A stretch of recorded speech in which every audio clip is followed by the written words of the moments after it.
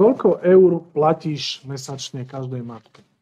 No tak toto nebudem zverejňovať, ale je to toľko, aby pohodlne mohli vyžiť. Dávaš im len to výživné, alebo ešte? No, dávam im výživné, ale väčšinou sa stane, že potrebujú zaplatiť ešte nejaké školné veci, alebo potrebujú nejaký výlet, idú decka, alebo nejaké oblečenie, tak to vždy prispiejem. No, viem, že ty platíš deťom aj školy, krúžky, Áno. tu na mladej pani Saške kone, čiže to nie je len o tom výživnom.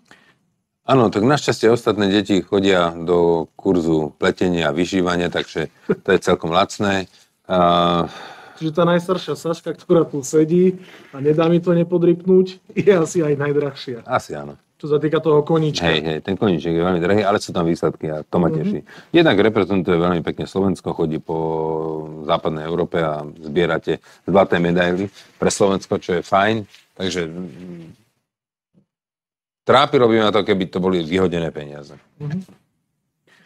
Dobre. Ale už keď sme pri tom výživnom, môžu kľudne napočítať všetci títo závislivci, koľko je tých detí, koľko je matiek, koľko platím za letenky, koľko platím za všetko. Ešte stále to bude pod 1 000 000 eur. Áno, uvedomte si, že stále a zarobím 2. Každý rok. Môžeme ďalej. Kde má 100 eur do zajtra požičať? Alebo do zajtra.